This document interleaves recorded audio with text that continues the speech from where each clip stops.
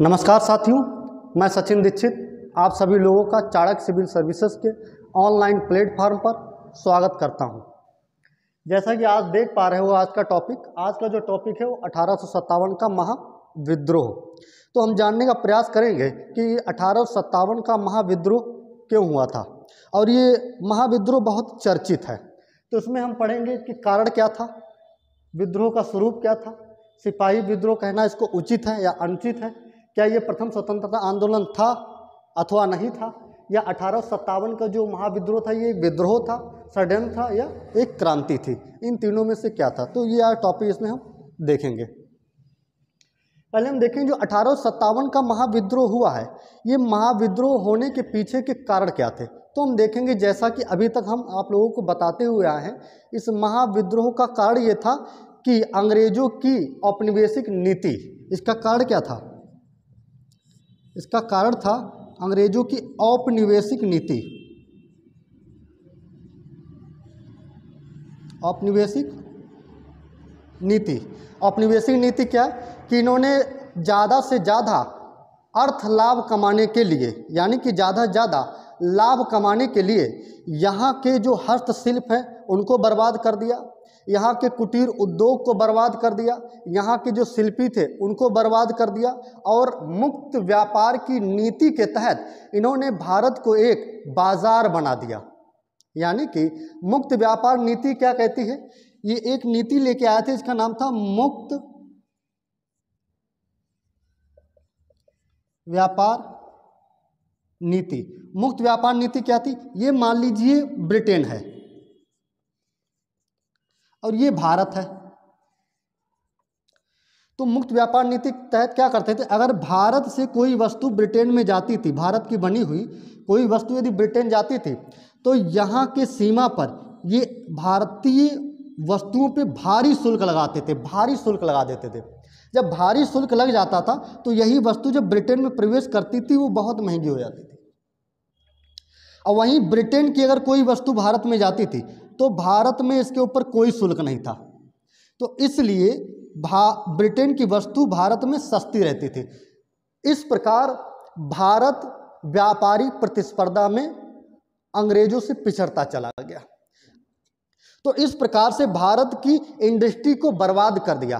भारत की वो इंडस्ट्री जो एक समय में विश्व में सबसे उन्नत अवस्था में थी, सबसे सर्वोच्च अवस्था में थी, भारत की बनी हुई वस्तुओं की मांग पूरे विश्व में थी, पूरे विश्व में थी।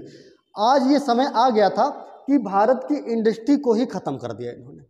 तो ये भी आक्रोश था कहीं ना कहीं। अभी इंडस्ट्रियलाइजेशन चल रहा है ब्रिटेन के अंदर, उनको चाहिए कच्चा माल, और कच्चा माल का उत्पादन करवाते थे ये किसानों से, जैसे कपास हो गया, नील की खेती हो गई और अन्य उत्पाद हो गए।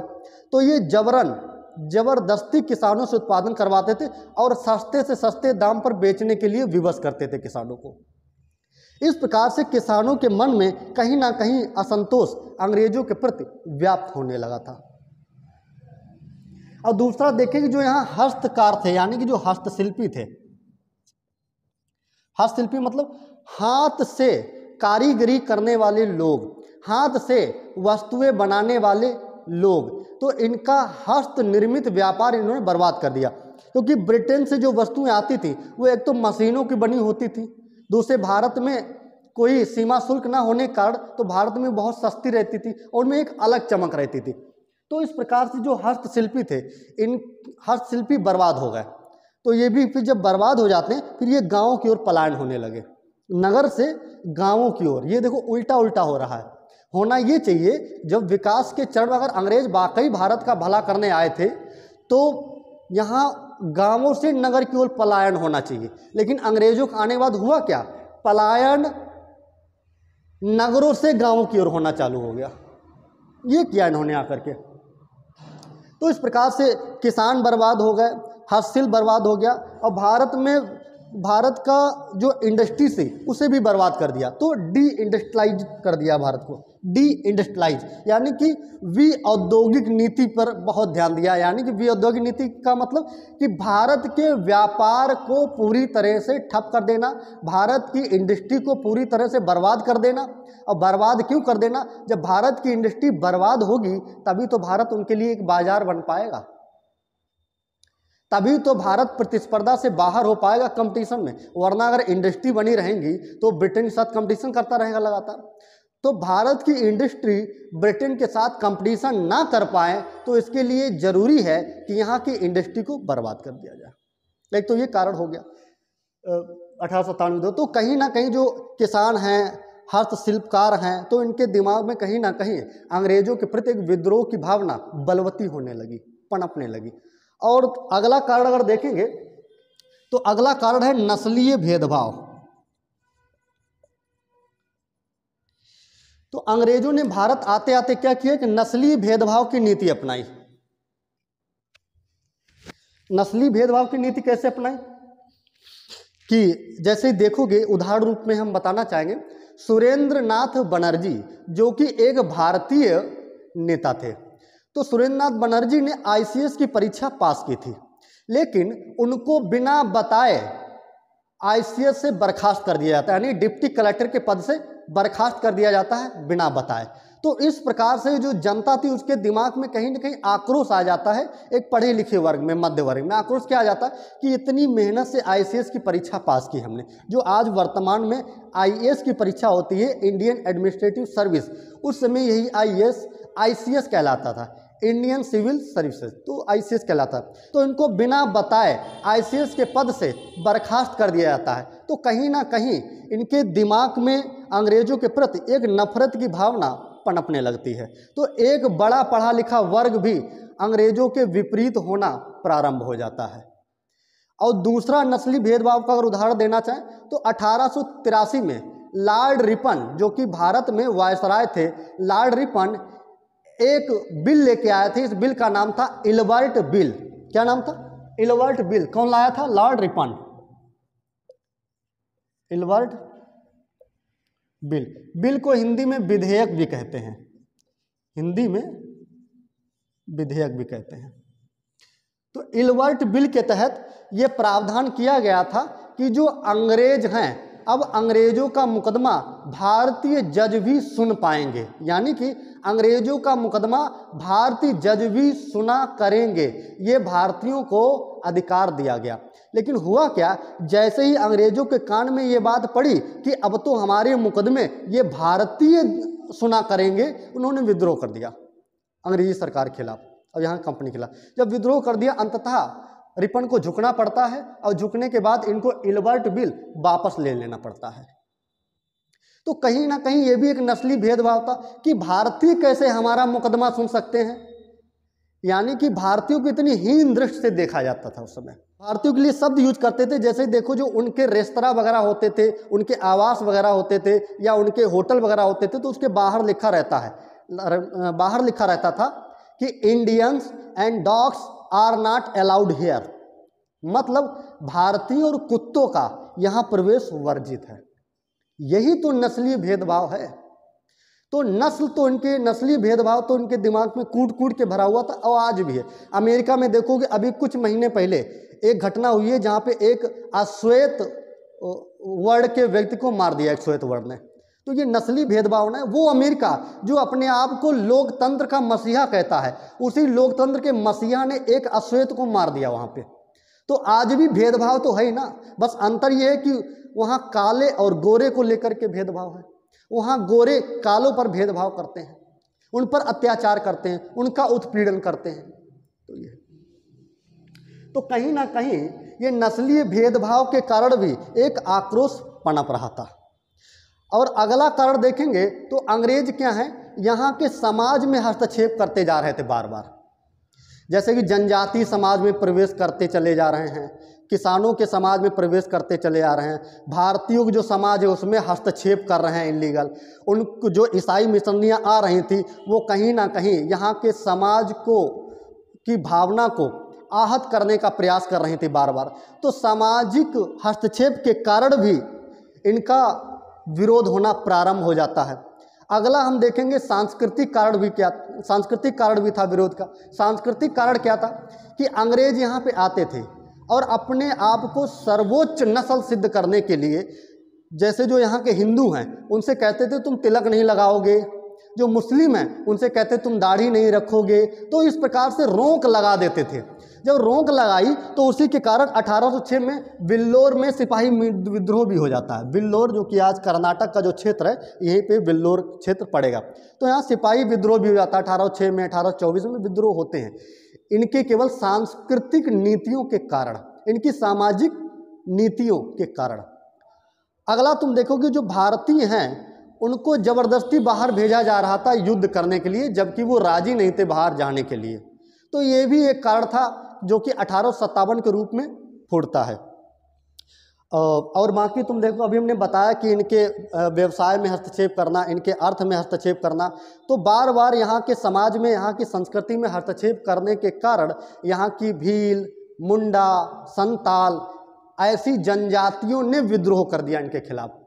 उसके बाद देखोगे जब यहाँ के समाज में इन्होंने हस्तक्षेप करना प्रारंभ किया, और जब वो हस्तक्षेप ऐसे विद्रोह नहीं हुआ, जब हस्तक्षेप बहुत ज़्यादा होने लगा, बहुत ज़्यादा होने लगा, तब विद्रोह प्रारंभ होता है। तब देखोगे जो यहाँ के किसान हैं वो भी विद्रोह करते हैं, यहाँ के समाज के कुछ लोग विद्रोह करते हैं। जैसे तुम देखोगे बहावी विद्रोह हो गया, सन्यासी विद्रोह हो गया, पागलपंथी विद्रोह हो गया। तो इस प्रकार के विद्रोह प्रारंभ हो जाते हैं इनके खिलाफ। लेकिन 1857 तक आते आते इस विद्रोह की जो गतिशीलता है वो बहुत ज़्यादा बढ़ जाती है। यानी 1857 एक चरम पे पहुंच जाता कि बस बहुत हो चुका, बर्दाश्त नहीं हो रहा है। तो कहीं ना कहीं अंग्रेज़ों का बार बार यहाँ के अर्थ में, यहाँ के समाज में, यहाँ की राजनीति में, यहाँ के संस्कृति में बार बार हस्तक्षेप करने के कारण ही उसका परिणाम होता है 1857 का महाविद्रोह। तो शायद समझ पा रहे होंगे कि 1857 का महाविद्रोह क्यों हुआ।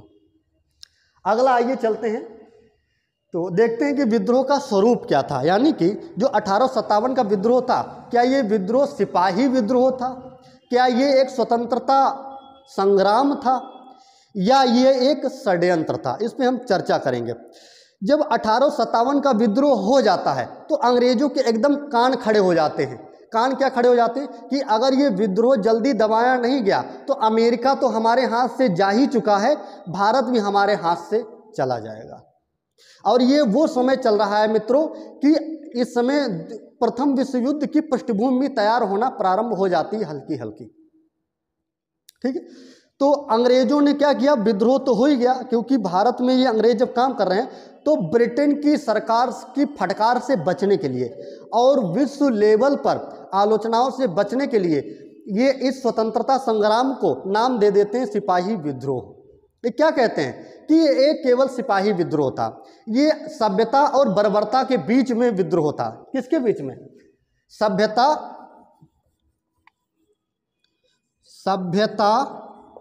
और बर्बरता के बीच में विद्रोह था। सभ्य कौन? अंग्रेज अपने आप को सभ्य कह रहे हैं, अपने आप को अपनी ही उपाधियां देकर के विभूषित कर ले रहे हैं। और बर्बर कौन, असभ्य कौन? भारतीय, जिन्होंने विद्रोह किया।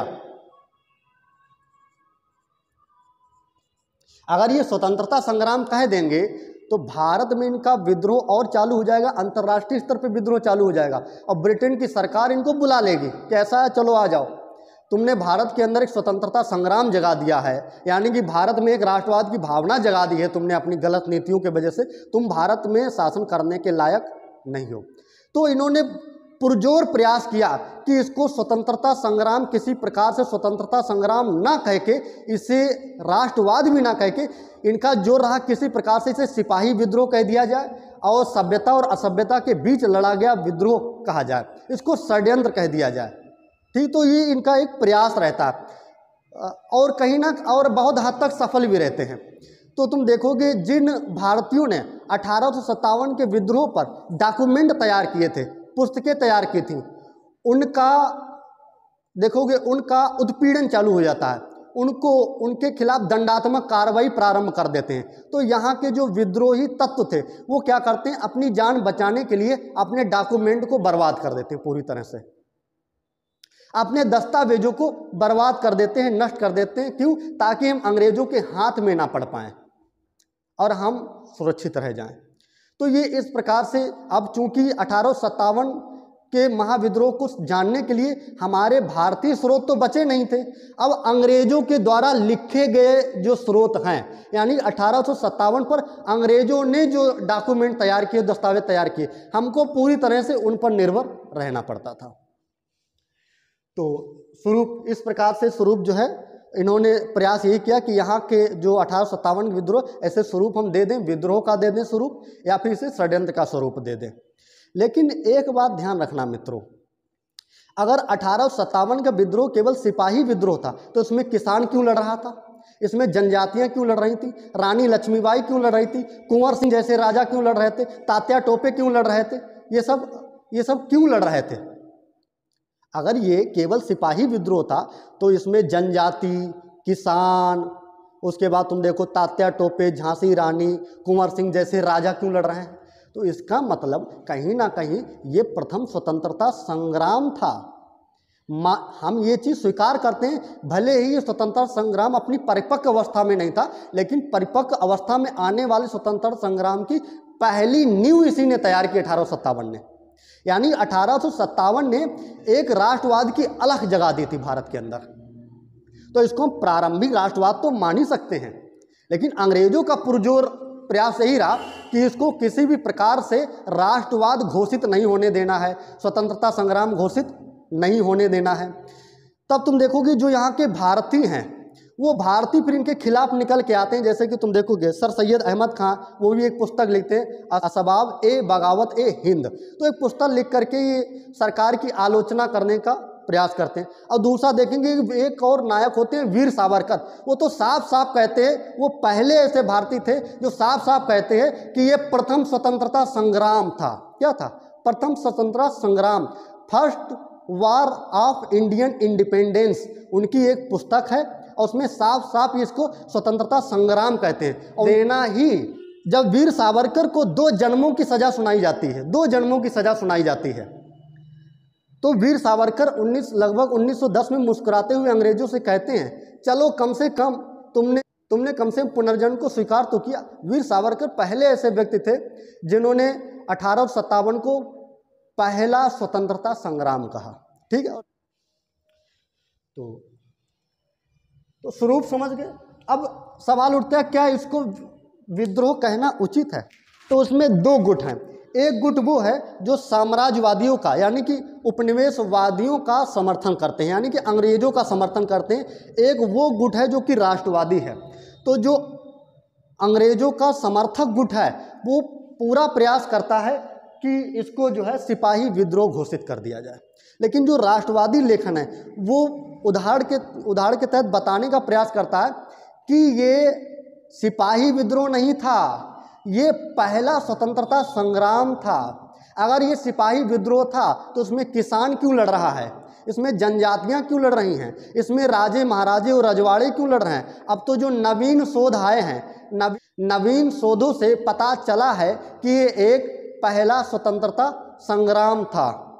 अभी भोजपुरी में क्षेत्रीय लोगों से जब जानकारी ली गई तो वहाँ पे कुछ डॉक्यूमेंट मिले हैं, उसमें लिखा है अंग्रेज कब जइबो हमारे देश को छोड़ के, यानी कि अंग्रेज तुम हमारे देश को छोड़ के कब जाओगे, अंग्रेज कब जइबो हमारे देश को छोड़ के।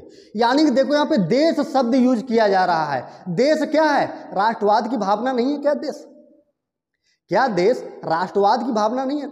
अब कहा क्या जा रहा है कि अंग्रेज कब जइबो हमारे देश को छोड़ के, कि अंग्रेज तुम हमारे देश को छोड़ के कब जाओगे।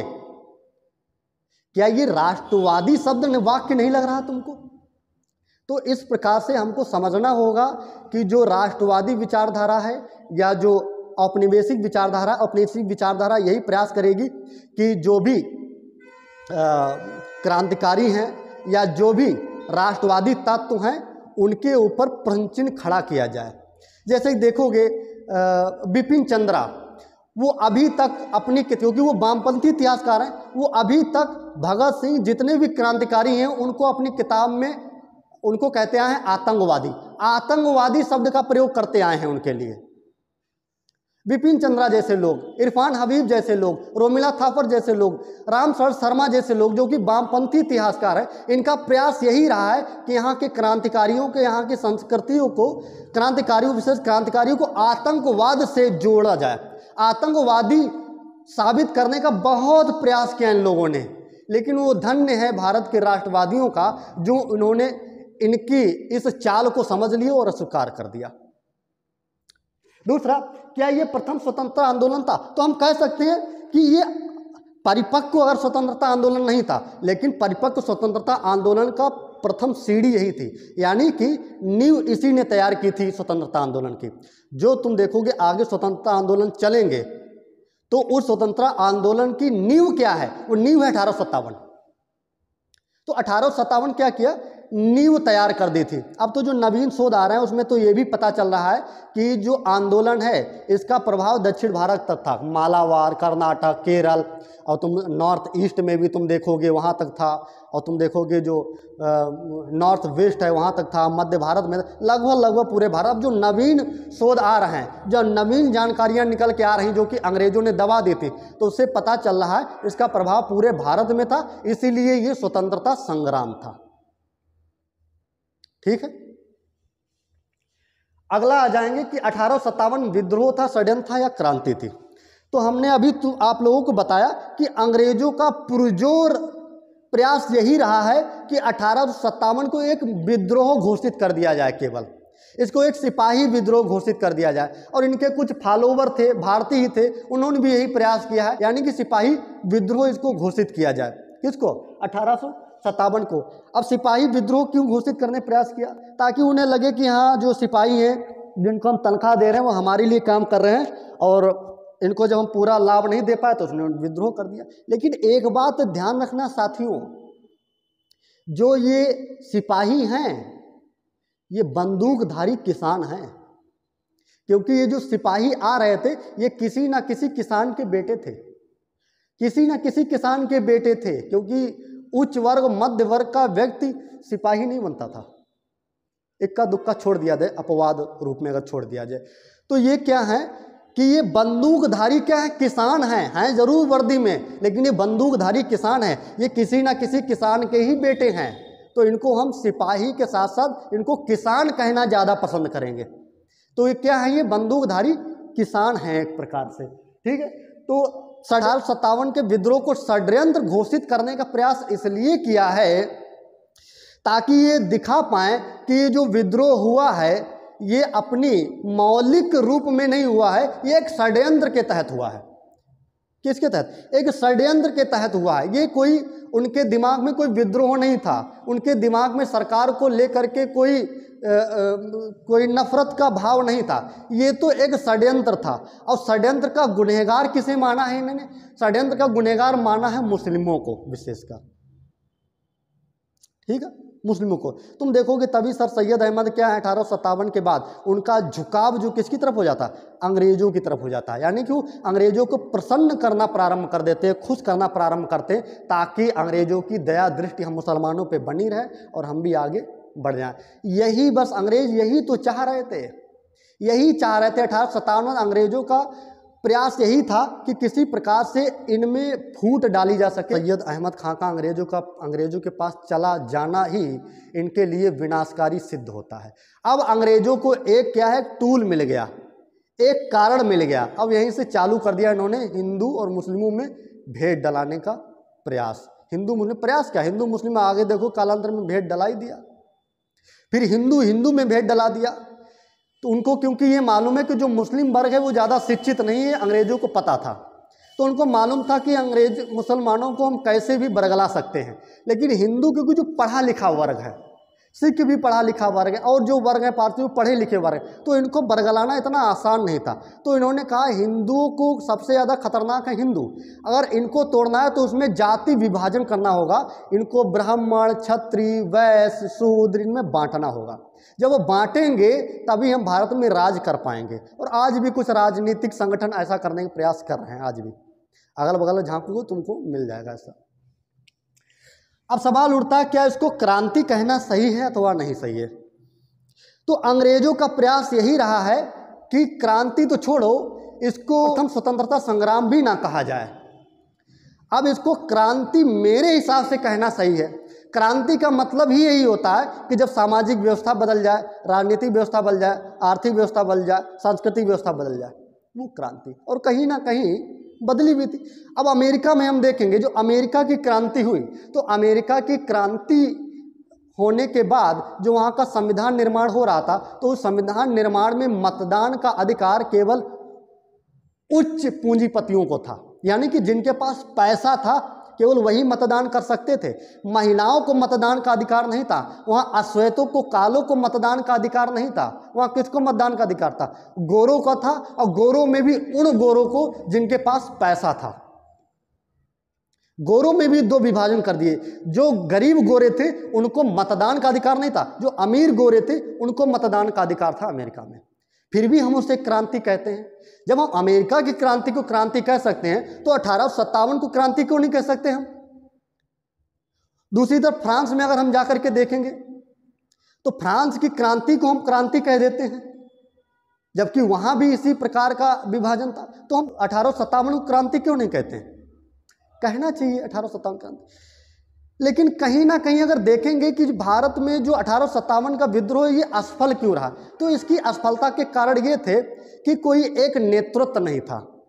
जो तारीख डिसाइड की गई थी तो उस तारीख से पहले ही कहीं पे विद्रोह चालू हो गए थे और कहीं उस तारीख के बाद तक होते रहे थे। यानी कि एक कोई ऐसा नेतृत्व करता नहीं था जो पूरे भारत को जोड़ के रख सके। और जो यहाँ पे विद्रोह हो रहा था वो विद्रोह अपने अपने हितों को लेकर के लड़ रहे थे। जो किसान ये सोच रहे थे कि हमें जमींदारों से मुक्ति मिल जाए, उनके लिए यही विद्रोह था। राजा ये सोच रहे थे कि जो राजा भी कुछ लोग सपोर्ट में थे अंग्रेजों के, जो सपोर्ट में राजा थे वो ये सोच रहे थे कहीं ये भारतीयों का शासन ना आ जाए, कहीं क्या हो, कहीं भारतीयों का शासन ना आ जाए, कहीं लोकतांत्रिक प्रणाली ना आ जाए। अगर लोकतांत्रिक प्रणाली आ जाएगी तो उनके रजवाड़े छिन जाएंगे, उनकी राजा की पदवी चली जाएगी। तो ये डर था। तो असफल होने के ये भी कारण थे। और तीसरा कारण ये था कि अमेरिका में हम देखेंगे कि वहाँ पर जो क्रांति हुई वो क्रांति एक योजनागत तरीके से हुई, यानी कि वहाँ पूरे समूह को, सबको जोड़ा गया और एक योजना के तहत क्रांति हुई, इसीलिए वो सफल रही।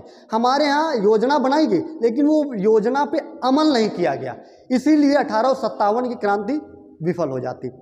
अगला देखें जो फ्रांस है, फ्रांस की क्रांति को सफल हुई। फ्रांस की क्रांति में जो नागरिकों को अधिकार देने की बात की गई थी, यानी कि सभी नागरिकों को जो अधिकार दिए गए थे वो अधिकार यहाँ पे हम नहीं दे पा रहे थे अभी, या हम यहाँ के लोगों को ये विश्वास नहीं दिला पा रहे थे कि सब लोगों को नागरिक अधिकार मिलेंगे। नागरिक अधिकार क्या? समता का अधिकार, स्वतंत्रता का अधिकार, बंधुता का अधिकार, विचरण करने का अधिकार, प्रेस की स्वतंत्रता, बोलने की स्वतंत्रता, ये हम उन लोगों को विश्वास ही नहीं दिला पाए।